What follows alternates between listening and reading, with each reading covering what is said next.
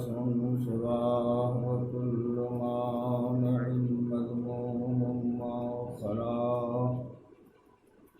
فطر الخلائق بقدرته ونشر الرياح برحمته وودد بالصخور ميدان أرضه والصلاة والسلام والتحية والإكرام على سيد بريته وعلى الأصفياء من عترته الذين أذهب الله عنهم الرجس وطهرهم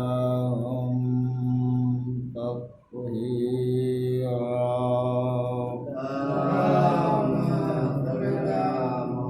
واللعنة الدائمة الباقية على قاتلهم وغاصبي حقوقهم ومنكري فضائلهم وأعدائهم إلى يوم الدين. أما بعد فقد قال الله الحكيم في كتابه الكريم وهو أصدق القائلين وقوله الحق. بسم الله الرحمن الرحيم. قد جاءكم من الله نور وكتاب مبين.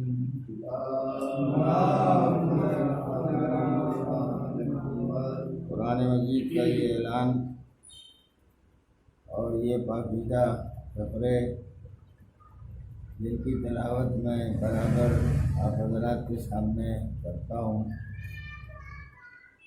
اس میں پروردگار عالم نے دو باتوں کے سلسلے میں کہا ہے۔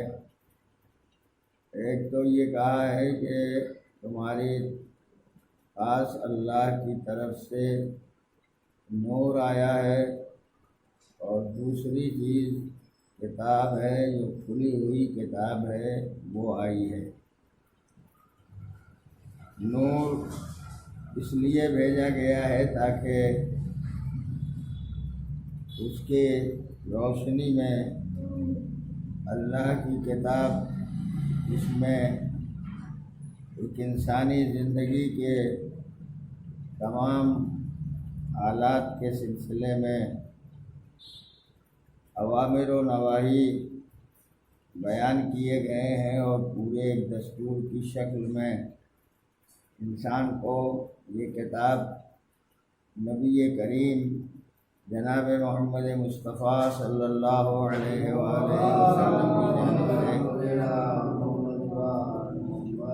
دی گئی ہے، اور آج بھی الحمدللہ بغیر کسی تحریف اور بغیر کسی تغیر تبدیلی کے وہ قرآن امت اسلامیہ کے پاس موجود ہے، جس کتاب سے اگر واقعی بصیرت رکھتا ہے اور نور ایمانی اس کے اندر موجود ہے، تو اس کی تلاوت کے ذریعے اپنی اس مادی اور دنیاوی زندگی کو بھی صحیح راہ پر لگا سکتا ہے، اور اس دنیاوی زندگی سے اپنی آخرت کو کامیاب بنانے کے لیے اور آخرت میں فائدہ حاصل کرنے کے لیے یہیں سے توشہ بھی حاصل کر سکتا ہے، زاد راہ بھی فراہم کر سکتا ہے، اور پھر اس یقین کے ساتھ اپنی زندگی بسر کرے گا کہ نہ اس کے لیے دنیا میں کسی طرح کا کوئی دھوکہ، فریب، جال ہے، اور نہ آخرت میں اس کے لیے کوئی نقصان اور کوئی خرابی سامنے آئے گی۔ جیسے یہاں کامیاب ہوگا ویسے ہی آخرت میں بھی کامیاب ہوگا۔ مگر قدرت نے یہ بات کہی ہے کہ ہم نے تمہیں نور بھی دیا ہے اور ہم نے تمہیں کتاب مبین بھی دی ہے۔ ایسا نہ ہونے پائے کہ صرف نور رہ جائے اور کتاب مبین تمہارے پاس نہ ہو، اور نہ ایسا ہو کہ کتاب مبین ملے مگر نور تمہارے پاس موجود نہ ہو۔ دونوں چیزیں ساتھ ساتھ رہنا چاہیے۔ اللہ نے قرآن مجید جیسی عظیم کتاب جو صبح قیامت تک باقی رہنے والی ہے، اس کتاب میں یہ ارشاد فرمایا ہے کہ آسمانوں اور زمینوں کے نور کا نام اللہ ہے۔ اللہ نور السماوات والارض، زمین اور آسمانوں کا نور ہے اللہ، اور یہ نور انسان کو فلاح و صلاح کی جانب لے جاتا ہے اور انسان کو کامیاب بناتا ہے۔ ہم نے یہ مرحلہ بھی قرآن مجید میں دیکھا ہے کہ اگر اللہ پر ایمان لایا تو مکمل طور پر اللہ پر ایمان لانا چاہیے۔ صرف زبان سے لفظ اللہ کہنا یا کلمے کے ذریعے لا الہ الا اللہ کہہ لینا یہ انسان کے لیے کافی نہیں ہے۔ اسی قرآن نے دو لفظیں استعمال کی ہیں۔ بہت سے مقامات پر لفظ اسلام کہا گیا ہے اور بہت سے مقامات پر لفظ ایمان کو استعمال کیا گیا ہے۔ ان دونوں میں ذرا فرق بھی ہے جو پایا جاتا ہے۔ کبھی کبھی لوگ دعوے ایمان کرتے ہیں لیکن قرآن مجید ان کو مومن ماننے کے لیے تیار نہیں ہوتا۔ کبھی لوگ اپنے اسلام کا اظہار کرتے ہیں لیکن پروردگار عالم ان کو مسلمان بھی ماننے کے لیے تیار نہیں ہوتا۔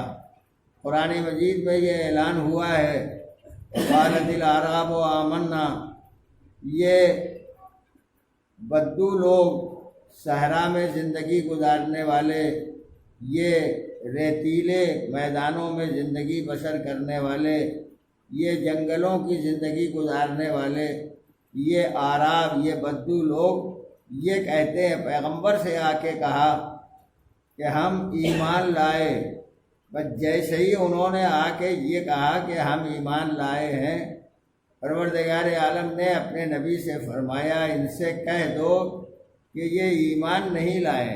قل لم تؤمنوا، پیغمبر آپ کہہ دیں کہ تم لوگ ایمان نہیں لائے۔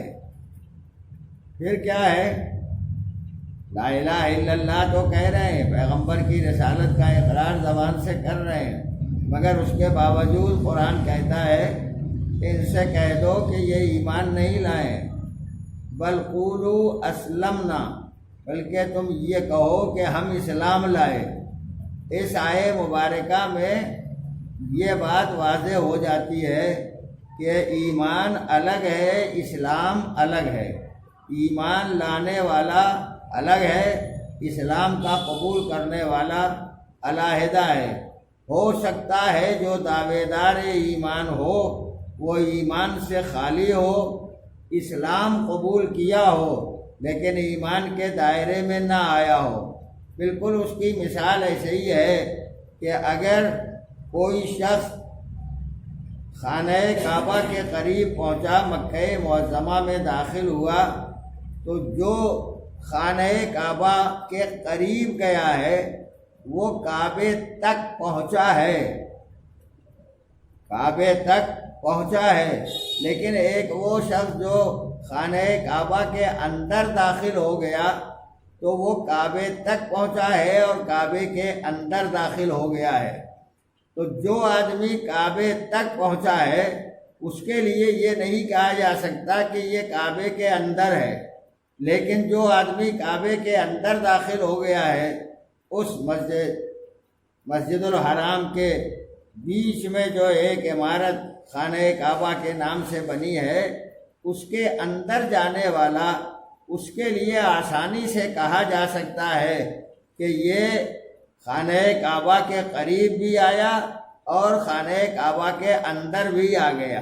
تو باہر والا قریب رہے گا مگر اندر نہیں ہے، اندر والا قریب بھی ہے اور کعبے کے اندر بھی داخل ہو گیا ہے۔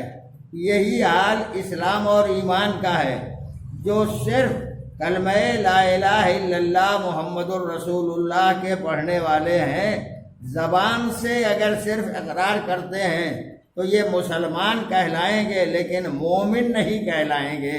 لیکن جو آدمی اس کلمے کے پڑھنے کے ساتھ ساتھ اپنے ایمان کو اللہ پر، اللہ کے رسول پر، اللہ کی بھیجی ہوئی کتابوں پر، اللہ کے ان ہادیوں اور رہنماؤں پر ایمان رکھتا ہوگا جو پیغمبر کے بعد دین اسلام کے محافظ تھے، یہ مومن کہلائیں گے۔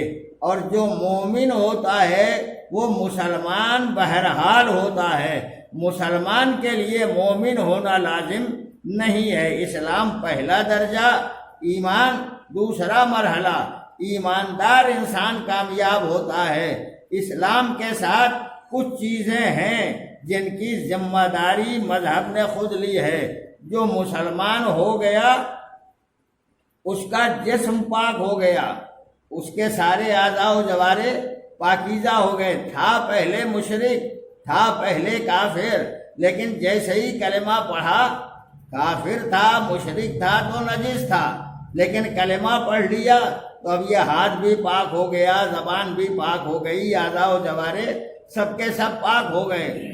ایک فائدہ کلمہ پڑھنے کا یہ ملے گا۔ دوسرا فائدہ کلمے کے پڑھنے کا یہ ملتا ہے کہ اگر لا الہ الا اللہ محمد الرسول اللہ کا فقرہ زبان پر جاری کر لیا ہے تو اس آدمی کو حق حاصل ہے مذہب کے قانون کے اعتبار سے کہ کسی بھی مسلمان لڑکی کو اپنے رشتے میں لا سکتا ہے، یعنی شادی مسلمان لڑکی سے کر سکتا ہے۔ یہ دوسرا فائدہ ہے کلمہ پڑھنے کا۔ تیسرا فائدہ، اگر کلمہ پڑھ لیا ہے تو یہ مسلمان کے قبرستان میں دفن ہو سکتا ہے۔ یہ تین فائدے اسلام کے لانے یعنی کلمہ لا الہ الا اللہ کے پڑھنے کے بیان کیے گئے ہیں۔ لیکن مومن وہ شخص ہوتا ہے جو یہ فائدے بھی حاصل کرتا ہے اور اس کے لیے آخرت کی کامیابی بھی ہے، آخرت میں بہتر سے بہتر مقام بھی اسے حاصل ہوگا۔ وعدہ ہے قرآن مجید کا بھی، وعدہ ہے ائمہ معصومین کا بھی، وعدہ ہے پیغمبروں کا بھی، وعدہ ہے انبیاء اور مرسلین کا بھی۔ سب نے وعدہ کیا ہے جو ایمان قبول کرے گا وہ ایمان کے بعد آخرت میں کامیابی کے مرحلے میں ضرور پہنچے گا۔ اب یہ اتنی باتیں میں نے اس سلسلے میں کہی ہیں۔ جو آیت میں نے پڑھی، مسلسل پڑھ رہا ہوں، اس میں نور کا تذکرہ ہے۔ قرآن مجید میں میرے مطالعے کے اعتبار سے کم 12-13 مقامات پر لفظ نور کا تذکرہ یا اکیلے آیا ہے یا کسی لفظ کے ساتھ ملا کے استعمال کیا گیا ہے۔ اور اسی کے ساتھ ساتھ یہ بھی ذہن میں رہنا چاہیے، ایک پورا سورہ ہے جسے سورہ نور کہا جاتا ہے۔ جس سورہ نور کے لیے تاکید کی گئی ہے کہ اسے بہرحال مستورات کو بھی پڑھنا چاہیے اور انہیں پڑھانا بھی چاہیے، انہیں سکھانا بھی چاہیے، ان کے معانی اور مطالب کو سمجھانا بھی چاہیے، ان کے لیے بھی تاکید ہے اور مردوں کے لیے بھی تاکید ہے کہ اسے برابر پڑھتے رہنا چاہیے۔ تو سورہ پورا کا پورا سورہ نور کے نام سے قرآن مجید میں خدا نے نازل کیا ہے، اور اتفاق یہ ہے کہ اس سورہ نور میں بھی جگہ جگہ نور کا تذکرہ ہے۔ اس کی ایک بات جو سورہ نور کے 40ویں آیت میں یہ بیان کیا گیا ہے، نور سب کو نہیں ملتا، خدا جسے چاہتا ہے نور دے دیتا ہے، اور جسے نہ چاہے تو اسے کبھی نور نہیں ملتا۔ وَمَن لَّمْ يَجْعَلِ اللَّهُ لَهُ نُورًا جس کے لیے خداوند عالم نور نہ قرار دے، فما لہ من نور، اس کو نور نہیں ملتا۔ یعنی نور خدا کا عطیہ ہے، خدا دیتا ہے تب نور ملتا ہے، اگر خدا نہ دے تو نور انسان کو حاصل نہیں ہو سکتا ہے۔ جب خدا کا عطیہ ہے نور، تو خدا نے جسے جسے نور دیا ہے اسی کے پاس نور رہے گا۔ ہر انسان اس نور سے کو حاصل نہیں کر سکتا ہے، نور کو پا نہیں سکتا ہے، نور کے قریب جا نہیں سکتا ہے۔ اب اگر اتنی بات طے ہے تو اگر دنیا میں بہت سے بے نور پائے جائیں تو یہ نہ کہنا چاہیے کہ یہ بیچارے محروم رہ گئے، نہیں، خدا نے ان کے ظرف میں، ان کی طبیعت میں، ان کی فطرت میں وہ صلاحیت ہی نہیں پائی کہ یہ نور حاصل کر سکے یا نور ان تک پہنچ سکے۔ اور وہ خوش نصیب لوگ ہیں جن کو خداوند عالم نے نور سے آراستہ کر دیا ہے، یا نور جن کے حوالے کر دیا ہے، جن کو نور ملا ہے۔ تو بہت سے ہیں جو بے نور ہیں، اور کچھ وہ ہیں جو نور پائے ہوئے ہیں۔ اب جو نور پائے ہوئے ہیں وہ خدا سے قریب ہیں، اس لیے کہ خدا نے انہیں نور دیا ہے، اور جنہیں نور نہیں ملا ہے وہ خدا سے بہت دور ہیں، چاہے 1000 کلمہ پڑھتے رہیں مگر نور انہیں نہیں ملا ہے تو بہت دور ہیں یہ خداوند عالم کی بارگاہ سے۔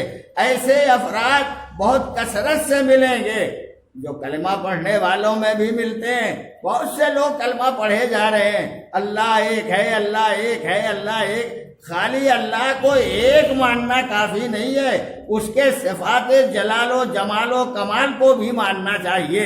صفات ثبوتیہ جتنے ہیں انہیں مانے، صفات سلبیہ جتنے ہیں انہیں مانے، اس کے ساتھ جتنے خصوصیات ہیں انہیں مانے، تب جا کے کہیں خدا کا ماننے والا کہلائے گا۔ خدا کا ماننے والا اسی وقت کہا جا سکتا ہے جب اس کے تمام صفات کا بھی اقرار کرے۔ تو یہ پروردگار یہ تو کہہ رہا ہے کہ اللہ ایک ہے، بس مان لیا اس نے، اب کیا ضرورت ہے کہ صفات کو بھی مانے؟ کہا اس نے اللہ کی ذات کو ابھی مانا ہے، صفات کو ابھی نہیں مانا ہے۔ وہ حی ہے، وہ قیوم ہے، وہ قادر ہے، وہ قدیم ہے، وہ عالم ہے، وہ سارے صفات جو صفات ثبوتیہ میں ہیں اور جو صفات سلبیہ میں ہیں، ان سب کو اگر مان لیا ہے تب خدا کا ماننے والا کہلائے گا، اور اگر نہیں مانا ہے تو یہ خدا کا سچا ماننے والا نہیں ہے۔ بھائی یوں ہی اسی انداز پر پہچانیے کہ اگر رسول کو اپنی زبان سے مانا ہے تو زبان سے ماننا اس وقت تک مکمل نہیں ہو سکتا جب تک نبی کو ان کے صفات کے ساتھ نہ مانے، ان کے خصوصیات کے ساتھ نہ مانے، ان کے فضائل اور کمالات کے ساتھ نہ مانے۔ یوں ہی ائمہ معصومین کا اقرار کرنے والے کہ یہ ہمارے امام، یہ ہمارے امام، یہ ہمارے امام، اگر ان کے کمالات کو نہیں مانا ہے، ان کے خصوصیات کو نہیں مانا ہے، ان کے صفات کو نہیں مانا ہے تو یہ امام کا صحیح ماننے والا نہیں کہلائے گا۔ خدا کو مانو اس کی صفتوں کے ساتھ، رسول کو مانو اس کے کمالات کے ساتھ، امام کو مانو اس کے کمالات کے ساتھ۔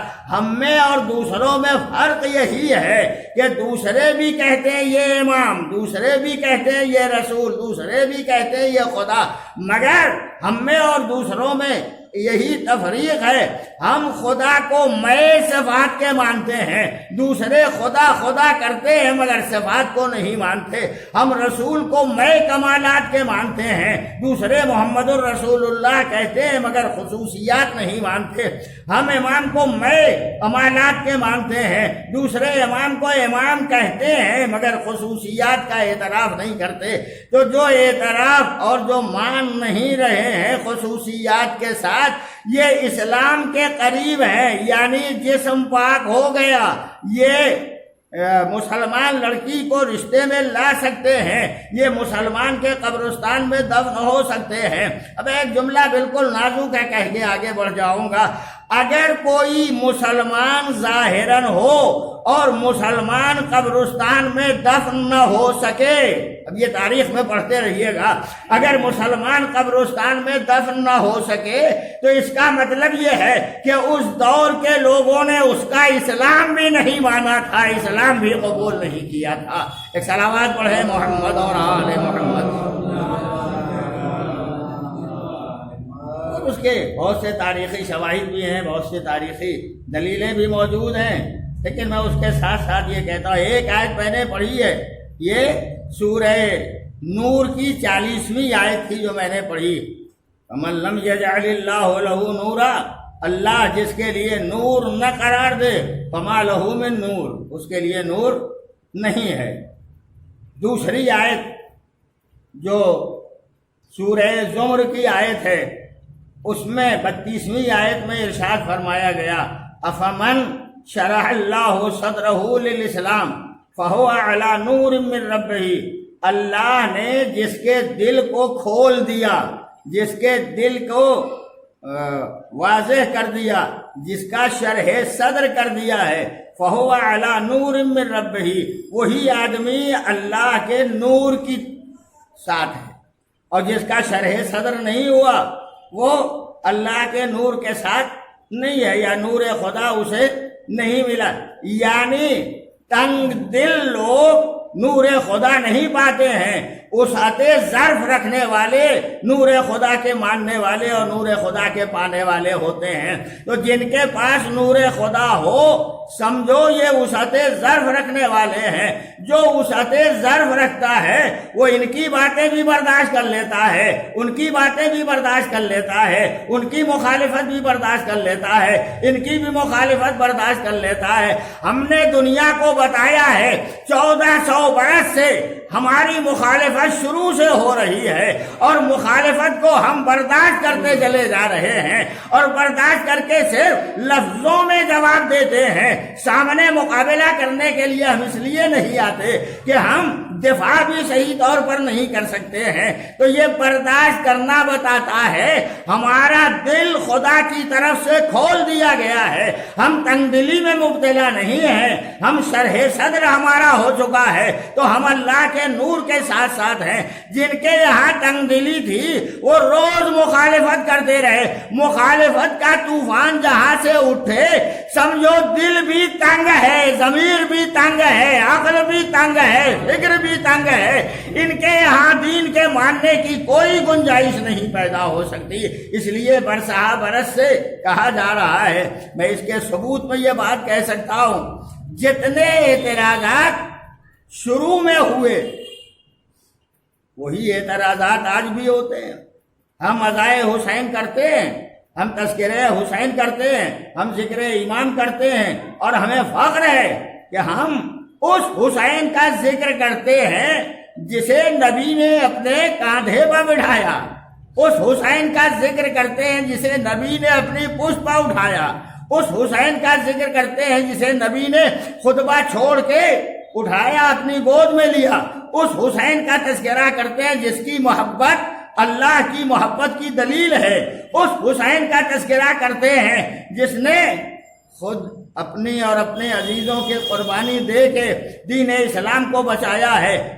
شکر ہے، اور میں یہ بات اور بھی کہتا ہوں، لوگوں کو شکر ادا بھی کرنا چاہیے حسین کا کہ اس حسینیت کے تذکرے کے طفیل میں ادھر ادھر والوں کا بھی نام آ جاتا ہے، ورنہ یہ نام بھی کبھی نہ آتا، اس کا تذکرہ بھی کبھی نہ ہوتا. جیسے قرآن کا طفیل ہے کہ فرعون کا نام آ گیا، نمرود کا نام آ گیا، حامان کا نام آ گیا، یہ قرآن کا طفیل ہے. اگر قرآن نے تذکرہ نہ کیا ہوتا، نام نہ لیا ہوتا، تو کون آج کہتا فرعون کون تھا، نمرود کون تھا، حامان کون تھا. ایسے ہی ہم دنیا سے کہتے ہیں جن سے بڑی محبت ہے ان کا تذکرہ بھی تذکرے حسین کے ذیل میں آ جایا کرتا ہے. اگر حسین کا تذکرہ نہ ہوتا تو ان کا بھی تذکرہ کہیں سے نہ ہوتا. میں نام نہیں لیتا ہوں مگر پڑھیے گا پوری تاریخ تب اندازہ ہوگا. ان کا ذکر آ گیا حسین کے ذیل میں، ان کا ذکر آ گیا حسین کے ذیل میں. اور ایک آخری نام لے لیتا ہوں، یزید. کون اس کا نام لیتا؟ اگر تذکرے حسین کے ذیل میں گمراہ کن بڑی طاقت کا تذکرے کے طور پر یزید کا نام نہ آتا، اور جب ہم یزید کا نام لے لیتے ہیں تب دنیا پہچان لیتی ہے یہ کس کا وارث ہے، یہ کہاں سے آ گیا ہے، یہ کس نسل سے آیا، کس خانوادے سے آیا، کس قبیلے سے آیا۔ ایک نام لے کے ہم پورا خاندان بتا دیتے ہیں، جیسے حسین کا نام لے کے ہم محمد کو پہچانوا دیتے ہیں، ہم علی کو پہچانوا دیتے ہیں، ہم ائمہ طاہرین کو پہچانوا دیتے ہیں۔ حسین ذمہ دار ہے تاریخ انبیاء کا، حسین ذمہ دار ہے تاریخ مرسلین کا، حسین ذمہ دار ہے تاریخ ائمہ طاہرین کا، حسین ذمہ دار ہے تاریخ کتب آسمانی کا، حسین ذمہ دار ہے پوری تاریخ انسانیت کا، حسین ذمہ دار ہے تاریخ فطرت کا، حسین ذمہ دار ہے خالق دو عالم تک جانے کا۔ اور جب یہ ذمہ دار ہے تو جس کو حسین ملیں گے اسی کو رسول بھی ملیں گے، اسی کو خدا بھی ملے گا۔ جسے حسین نہ ملے دنیا کے زمین پر چلتا پھرتا چرواہا ہے، اس کے علاوہ کچھ نہیں ہے۔ یہ دنیا نے پہچانا۔ ہم تو تذکرہ کر کے بار بار دنیا سے کہتے ہیں، اور کبھی کبھی جو بات میں نے پہلے بھی کہی ہے لوگ کہتے بھی ہیں کب تک ذکر ہوتا رہے گا۔ میں نے کہا کبھی ہم محدود نہیں کر سکتے کب تک، یہ پہلے تم طے کرو کہ کب سے ہو رہا ہے تو ہم طے کر دیں کب تک ہوتا رہے گا۔ ہے تمہارے پاس کوئی پیمانہ جس سے طے کرو کہ کب سے ہے ذکر حسین؟ جب تم پیمانہ بتا دو گے فلاں وقت سے ہے تب ہم کہہ دیں گے فلاں وقت تک رہے گا، لیکن تم خود ہی پیمانہ نہیں بتا سکتے کہ کب سے ہے ذکر حسین۔ میں اگر ہم سے پوچھو تو ہم بتا دیں مگر تم اسے مانو گے نہیں۔ ذکر حسین تب سے ہے جب سے خدا ہے، تو جب تک خدا رہے گا تب تک ذکر حسین رہے گا۔ تمہارے روکنے سے نہیں رکے۔ کیا طاقت ہے تمہارے پاس؟ کل کے بڑے بڑے حکومت والے، دولت والے، اقتدار والے، سلطنت والے، مال والے، زر و جواہر والے، تانا شاہی کرنے والے، اقتدار والے یہ روز روک رہے تھے، تب تو پیغام حسینی روک نہیں پائے، تو آج تم کیا روکو گے؟ بڑے بڑے شاہ نہیں روک پائے تو تم شاہوں کے دربار کے زلہ خوار تم کیسے روک سکو گے؟ ان کے دسترخوانوں کے بچی ہوئی غذا کو چن کے کھانے والوں تم کیسے روک سکو گے ذکر حسین؟ ذکر حسین اتنی طاقت و قوت و حمیت و جذبہ و ایثار و قربانی کا نام ہے کہ تم تذکرہ روکنا چاہو گے جذبہ بڑھتا جائے گا، قربانی میں اضافہ ہوتا جائے گا، طاقت میں اضافہ ہوتا جائے گا، قوتیں بڑھتی چلی جائیں گی۔ دنیا نے دیکھ لیا کل حسین کے چاہنے والے کم تھے تب نہ روک پائے، آج تو پوری کائنات میں حسین کے چاہنے والے پائے جاتے ہیں، تو آج تم کیسے روک سکو گے؟ ایک صلوات پڑھیے محمد اور آل۔ تو میں نے 2 آیتیں سنائی ہیں، ایک آیت جس میں خدا کہتا ہے ہر ایک کو نور نہیں ملتا، خدا جسے دے اسی کو نور ملتا ہے، جس کا دل وسیع ہو جاتا ہے اسی کو نور ملتا ہے۔ اب تیسری آیت میں سن لو، سورہ تغابن میں پروردگار عالم ارشاد فرماتا ہے، 8ویں آیت ہے غالباً، حکم دیا فآمنوا باللہ ورسولہ، ایمان لاؤ اللہ پر، اس کے رسول پر، والنور الذی انزلنا، اور اس نور پر ایمان لاؤ جو ہم نے نازل کیا، اس نور پر ایمان لاؤ جو ہم نے نازل کیا۔ خدا پر ایمان، رسول پر ایمان اور اس نور پر ایمان جو ہم نے نازل کیا۔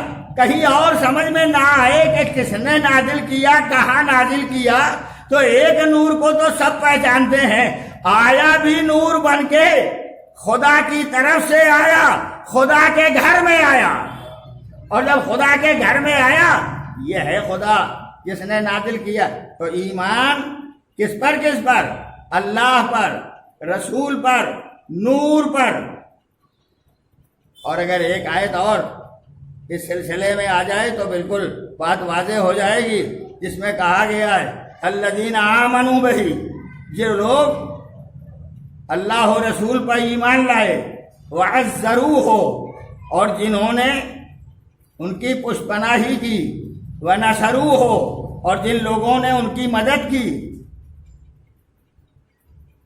والنور الذی انزل معہ، واتبعوا النور الذی انزل معہ، اور پیروی کی اس نور کی جو نبی کے ساتھ آیا، نبی کے ساتھ نازل ہوا۔ ایک ایک لفظ ذہن میں رہ جانا چاہیے۔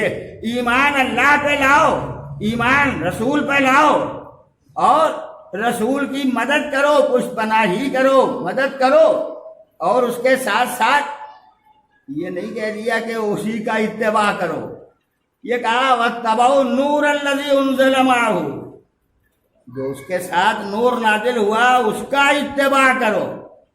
پھر قرآن یہ کہتا ہے اولئک ھم المفلحون، اگر ایمان لائے، نصرت کی، پشت پناہی کی، اس نور کا اتباع کیا تو یہ کامیاب۔ ایک بات ذہن میں رکھیے، نور الگ ایک شے، رسول الگ، خدا پر ایمان، رسول پر ایمان، اور نور پر ایمان، اور نور کا اتباع۔ کیسے کہوں یہ لفظ؟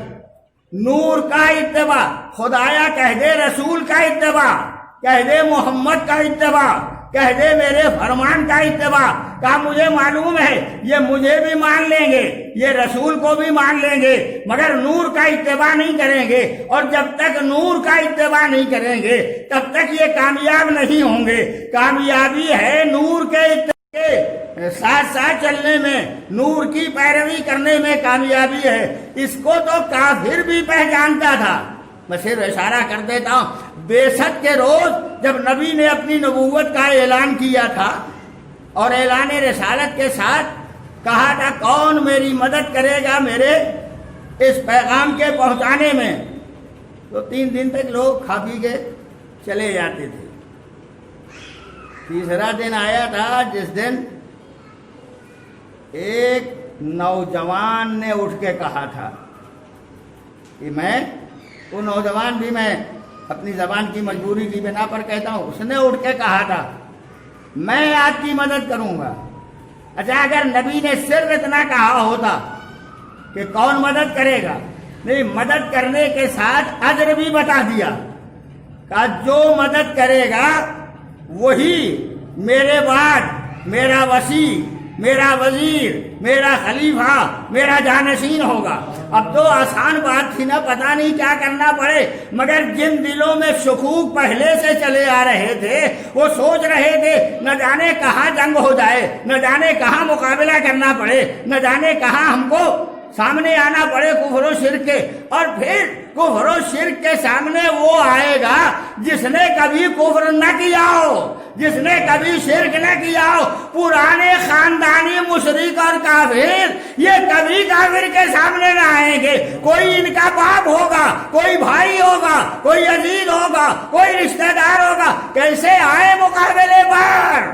تو یہ مقابلے پر نہیں آئیں گے، ڈر رہے ہیں بیچارے، خوف زدہ ہیں، کہا نہیں آئیں گے ہم مقابلے پر، مدد کا وعدہ نہیں کرتے۔ ہمیں تو آسان بات ہے، مدد کا وعدہ کر لو، نبی وعدے ہی دے رہا ہے، مگر نہ جانے لہجہ پیغمبر میں کتنی گرج تھی، کتنی کڑک تھی، کتنی محنت تھی، کتنی بلندی تھی کہ کسی میں ہمت نہیں تھی۔ بڑے بڑے جو گادڑی بیٹھے تھے سب کے سب یہ دیکھ رہے تھے نبی وعدہ کرتا ہے کہ میں تمہیں وصی بنا دوں گا، وزیر بنا دوں گا، جانشین بنا دوں گا، مگر کسی میں ہمت نہیں پیدا ہوتی ہے کہ اٹھ کے کہے میں مدد کروں گا۔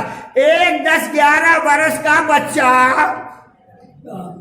10-11 برس کا بچہ نہ جانے کتنی توانائی سے کھڑا ہوا تھا، نہ جانے کتنی قوت سے کھڑا ہوا تھا، کتنی ہمت و کے ساتھ اٹھا تھا، اٹھ کے کہا میں وعدہ کرتا ہوں، میں وعدہ کرتا ہوں میں آپ کی مدد کروں گا۔ اور جب کہا میں وعدہ کرتا ہوں مدد کروں گا تو نبی نے وعدہ پورا کر دیا، کر کے کہا انت اخی، تم میرے بھائی ہو، وسی، میرے وسیع ہو، میرے وزیر ہو، میرے جانشین ہو، دنیا میں بھی اور آخرت میں بھی۔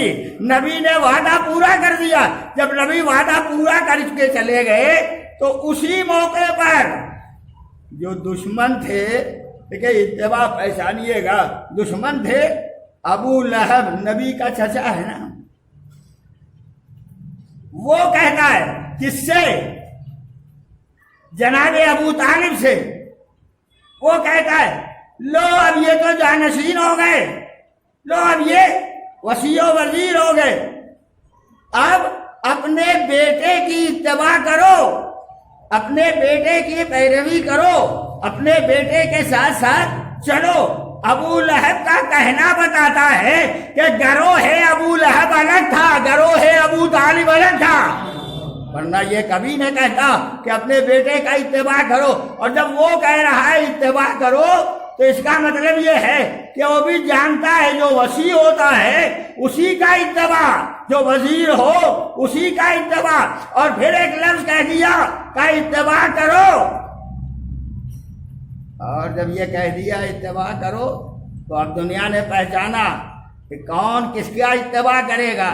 جس نے رسول کو پہچانا تھا مدد کر رہا تھا، مدد بھی کی، نصرت بھی کی اور نور کا اتباع کیا، تو کامیاب کون ہے؟ جو نور کا اتباع کرے، جو نبی کے ساتھ نازل ہوا۔ اب کامیابی کا تصور وہی کرے گا جو کامیاب ہو۔ جنت والا جنتی کو پہچانے گا، جہنم والا جنتی کو نہیں پہچان سکے گا۔ اس لیے جنت والوں نے پہچانا اور پہچان کے ان کے ایمان کا اقرار بھی کیا۔ یہ 3-4 آیتیں میں نے سنا دی ہیں جو قرآن مجید سے متعلق ہیں، اور اس کے بعد پھر یہ بھی کہہ دیا ہے ہدایت تو اسی کو ملتی ہے جس کے پاس نور ہوتا ہے۔ نور ہے تو ہدایت ملے گی، نور نہیں ہے تو ہدایت اسے نہیں مل سکتی ہے۔ اتنی بات کہی ہے، وقت اتنا نہیں رہ گیا ہے، چند باتیں اور جو اس سلسلے کی ہیں وہ میں سنا دوں گا۔ آخری بات کہتا ہوں، کیا کیا کہا؟ ایمان لاؤ اللہ پر، اللہ کے رسول پر، اس نور پر ایمان لاؤ جسے ہم نے نازل کیا، اس نور کا اتباع کرو جو نبی کے ساتھ نازل ہوا۔ تو ایمان 3 باتوں کا نام ہے نا، خدا پر ایمان، رسول پر ایمان، اس نور پر ایمان۔ بھائی عزیزو، جب کلمہ اسلامی پڑھنا تو محمد الرسول اللہ پہ رک جانا، لیکن جب کلمہ ایمانی پڑھنا تو اس نور کا بھی تذکرہ کرنا جو صاحبان ایمان ہیں۔ اسی لیے کلمہ پڑھنے میں لا الہ الا اللہ پہ نہیں رکتے، محمد الرسول اللہ پہ نہیں رکتے، وہ فوراً کہتے ہیں علی ولی اللہ، تاکہ ایمان مکمل دنیا کے سامنے آ جائے۔ ایک صلوات پڑھیں محمد اور آل محمد۔ وہ قرآن کی آیت نے بھی بتایا ایمان ہمارا کتنا مستحکم ہونا چاہیے۔ بس عزیزو، اسی ایمان ہی کا تو فعل اور اسی ایمان ہی کا نتیجہ تھا جو حسین ابن علی کے ساتھ کربلا کے میدان میں آئے۔ گزارش اپنی مسائل کے مرحلے تک پہنچا دی ہے۔ آج محرم الحرام کی 5ویں تاریخ، یعنی بہت تیزی کے ساتھ محرم گزر رہا ہے، جس کا سال بھر انتظار کرتے ہیں، وہ ایک ایک دن کر کے جلدی جلدی ختم ہوتا چلا جا رہا ہے۔ جس کے لیے حسین کے عزیزوں، حسین کے ساتھیوں، حسین کے اصحاب اور حسین کے چاہنے والوں نے اپنی اور اپنے ساتھیوں کی قربانی تحفظ دین کے لیے دے دی تھی، ان کا تذکرہ اس 10 دنوں میں اور پھر مجلسوں میں مسلسل ہوتا رہتا ہے۔ آج محرم الحرام کی 5ویں تاریخ ہے۔ بعض مقامات پر میں نے دیکھا ہے کہ اس تاریخ کو ان 2 بچوں سے مخصوص کر دیا گیا ہے جو زینب کے بچے ہیں، جنہیں اول و محمد کے نام سے یاد کیا جاتا ہے۔ ان دونوں بچوں کو شہزادی زینب نے اپنے شوہر نامدار جناب عبداللہ سے یہ کہہ کے حاصل کیا تھا کہ ہمیں بھائی کا ساتھ چھوڑنا گوارا نہیں ہے، ہم اکیلے نہیں رہ سکتے جب تک ہمارا بھائی ہمارے ساتھ نہ ہو۔ مدینے سے میرا بھائی جا رہا ہے، عبداللہ مجھے بھی اجازت دے دو تاکہ میں حسین کے ساتھ جاؤں۔ بلکہ بعض روایات میں یہ بھی ہے کہ مولا کائنات نے عقد ہی اس شرط کے ساتھ کیا تھا جس شرط کو زینب نے رکھا تھا، بابا یہ کہہ دیجئے جب مجھے حسین کے ساتھ جانا ہو تو یہ مجھے روکیں گے نہیں، یہ میرے راستے میں آڑے نہیں آئیں گے۔ عبداللہ نے کہا میں نے تمہاری شرط کو مانا، مگر زینب جا رہی ہو تو ایک نشانی میری طرف سے لیتی جاؤ۔ تو ایک بیٹا عبداللہ نے اپنی طرف سے قربانی کے لیے دیا، دوسرے بیٹے کو زینب نے اپنے ساتھ لیا۔ مصائب کی بڑی تفصیل ہے، لے کے چلی ہیں زینب جگہ جگہ خیمے میں دونوں بچوں کو بٹھا کے بار بار کہتی رہتی ہے، تاکید کرتی رہتی ہے، میرے بچوں جب میدان کربلا میں قربانی کا دن آئے تو بچوں دین پر قربان ہونے سے گریز نہ کرنا، میرے بچوں جگہ جگہ یاد دلاتی جاتی ہیں۔ یہاں تک کہ جب کربلا پہنچی، کربلا پہنچ کے بار بار ہر رات بچوں کے سرانے بیٹھ کے کہتی تھیں، اونو محمد میرے لاڈلو کل قربانی کا دن ہے، اپنی قربانی سے گریز نہ کرنا۔ اور بچے بار بار کہتے تھے، اماں آپ اجازت دلوا دیجیے گا، قربان ہو جانا ہمارا کام ہے، جان فدا کرنا ہمارا کام ہے۔ بچوں نے بار بار کہا تھا۔ شب عاشور آئی تب بھی زینب ماں اپنے بیٹوں کو مسلسل تاکید کر رہی ہے، بچوں کل میدان میں جانا۔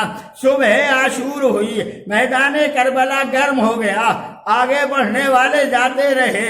ایک دفعہ زینب نے بچوں سے کہا، اونو محمد کیا تم اس وقت جاؤ گے جب اکبر نہ رہ جائے، جب قاسم نہ رہ جائے، جب حسین کے لاڈلے اور حسین کا بھائی نہ رہ جائے؟ کہا نہیں اماں، ہم تو کئی دفعہ گئے ماموں سے اجازت لینے مگر ماموں اجازت نہیں دیتے، اماں اجازت دلوا دیجئے تاکہ ہم میدان میں جائیں۔ زینب نے ایک دفعہ، کتنا بڑا دل رہا ہوگا، کتنا بڑا کلیجہ رہا ہوگا اس زینب کا، جس ماں نے اپنے بیٹوں کو آراستہ کیا ہے تاکہ میدان میں جائیں۔ سر سے پیر تک زینب نے آراستہ کر کے بچوں کو دیکھا، میرے بچوں کل ماں کی بارگاہ میں جانے کے وقت شرمندگی نہ ہونے پائے، اماں یہ نہ پوچھے زینب میرا لال ذبح ہو رہا تھا، تم کہاں تھی زینب، اپنے بچوں کو بچا لیا۔ اماں یہ ممکن نہیں ہے۔ سجایا، آراستہ کیا، خیمے سے رخصت کیا، جاؤ۔ آئے دونوں بچے مولا کے خدمت میں آ کے کہتے ہیں، ماموں اجازت دے دو۔ حسین نے آواز دی، اونو محمد تم عبداللہ کی نشانی ہو، تم زینب کی نشانی ہو، تمہیں کیسے اجازت دے دوں؟ دیر تک بچے کھڑے رہے، جب اجازت نہ ملی تو خیمے کی طرف لوٹنے لگے، پر لوٹ رہے تھے کہ ایک دفعہ خیمے کے دروازے سے آواز دی زینب نے، میرے بچوں میں نے تمہیں میدان کے لیے بھیجا تھا، تم خیمے کی طرف کیوں آ رہے ہو؟ عجب نہیں بچوں نے کہا ہو، اماں ہم جا رہے ہیں ماموں کے پاس، آپ چل کے اجازت دلوا دیجئے۔ کچھ دور نہ تھے امام حسین، زینب کا خیمہ بھی کچھ دور نہ تھا، خیمے کے دروازے کی اوٹ سے کھڑی ہو کے زینب نے کہا، بھیا بھیا میرے بچوں کو اجازت دے دو، ایسا نہ ہو اماں کی خدمت میں مجھے خجالت محسوس ہو، شرمندگی کا احساس ہو۔ یہ کہا حسین نے سر سے پیر تک دیکھا، بخدا جس طرح حسین نے اجازت دی ہے دونوں بھانجوں کو، بڑا سخت مرحلہ تھا، ایک کو داہنی طرف لپٹائے ہوئے دوسرے کو بائیں طرف لپٹائے ہوئے کہہ رہے تھے اونو محمد بڑا مشکل ہے زینب یہ لاڈلوں کو اجازت دینا میرے بچوں، مگر مجبور مظلوم حسین ایک دفعہ دونوں بچوں کو اجازت دی، اونو محمد میدان میں گئے، تفصیلات جنگ ختم کیے دیتا ہوں۔ اونو محمد میدان میں گئے، لڑتے رہے، ظالموں نے دیکھا اب تک تو ایک ایک کر کے میدان میں آ رہے تھے، اب یہ دو سپاہی کہاں سے چلے آ رہے ہیں، ننھے ننھے ہیں، نوجوان ہیں، چہرے پر نور ہے، نورانیت کے اثرات ہیں، چھوٹے چھوٹے بچے چلے آ رہے ہیں، چھوٹی سی تلواریں لگی ہوئی، چھوٹے سے نیمچے لیے ہوئے میدان گرم کربلا کی طرف چلے جا رہے ہیں، دونوں بچے ساتھ ساتھ میدان میں آئے، ظالم دیکھ رہے ہیں، کسی نے پہچان کے کہا ارے بچہ نہ کہنا یہ عبداللہ کے لاڈلے اونو محمد ہیں، عبداللہ جیسا شجاع دنیا میں بہت کم ہوتے ہیں، یہ عبداللہ کے بیٹے ہیں، میدان جنگ میں آئے، لڑتے رہے، جنگ کرتے رہے، ظالموں نے دیکھا یہ دونوں بچے جب تک ساتھ ساتھ لڑتے رہیں گے تب تک ان پر کوئی فتح نہیں حاصل کر سکتا، کامیابی نہیں حاصل کر سکتا۔ ایک دفعہ پوری قوت ڈھیروں کی تعداد میں دشمنوں نے حملہ کیا، حملہ کر کے اون کو ایک جانب لے گئے، محمد کو دوسری جانب لے گئے، دونوں بھائی جب ایک بھائی دوسرے بھائی سے الگ ہونے لگا، ایک دفعہ بھائی نے بھائی کو دیکھ کے کہا بھیا میں ادھر جا رہا ہوں، ہاں ہاں بھائی جاؤ، دونوں الگ الگ ہوئے، میدان میں لڑتے رہے، بس ختم کیا عزیزو، لڑتے لڑتے ایک دفعہ بڑا بھائی جب سینے فرس پہ نہ سنبھل سکا، زمین پہ آنے لگا، آگے آواز دی بھائی میں دنیا سے جا رہا ہوں، ابھی یہ کہنا تھا کہ دوسرا بھائی بھی زمین پہ آنے لگا، اس نے بھی آواز دی میرا سلام لو، اور دونوں کے سلام کی آواز ایک ساتھ حسین کے کانوں تک پہنچی، ماموں ہمارا سلام لے لو، حسین نے سلام کی آواز سنی، مقتل کی جانب چلے، حسین آگے بڑھ کے ایک دفعہ پہنچے، اونو محمد کی تڑپتی ہوئی لاش کو دیکھا حسین نے، دونوں لاشوں کو میرے آقا نے کیسے اٹھایا یہ مجھے نہیں معلوم کیسے اٹھایا، لیکن تاریخ مقتل نے لکھا دونوں بچوں کو لائے، گنج شہیدہ میں لا کے رکھا، آخری فقرے سنو، گنج شہیدہ میں لا کے رکھ کے ایک دفعہ خیمہ زینب کے قریب آئے، زینب میری شہزادی زینب، میری بہن زینب، زینب تیرے بچے کامیاب ہو کے آ گئے، زینب سر سے پیر تک چادر میں لپٹی، کہاں ہے بھیا میرے بچے، کہاں گنج شہیدہ میں، لاشا بھی میں نے رکھا ہے، سر سے پیر تک چادر میں لپٹی ہوئی زینب نکلی، آگے آگے حسین، پیچھے پیچھے زینب، دور سے حسین نے اشارہ کیا، زینب یہ ہے اونو محمد، یہ ہے اونو محمد، بعض کتابوں میں نے دیکھا زینب ایک دفعہ آگے بڑھی، آگے بڑھ کے ایک دفعہ دونوں لاشوں کے درمیان میں بیٹھ گئیں، ہائے ماں کا کتنا بڑا کلیجہ رہا ہوگا جو دین کی راہ میں قربان کر کے دونوں بچوں کی لاشوں کے درمیان بیٹھی ہیں، ایک ہاتھ اون کے سینے پہ رکھا، دوسرا ہاتھ محمد کے سینے پہ رکھا، اور رکھ کے ایک دفعہ آواز دی اونو محمد، اونو محمد تم نے قربانی دے دی، میں نے دودھ بخش دیا میرے بچوں، تم نے مجھے شرمندہ نہیں کیا، اب جب اماں ملے گی تو میں آرام سے کہہ سکتی ہوں شہزادی مادر گرامی میرے دونوں بچے دین کی راہ میں حسین کے ساتھ قربان ہو گئے، دونوں بچے دنیا سے سدھارے، سیعلم اللہ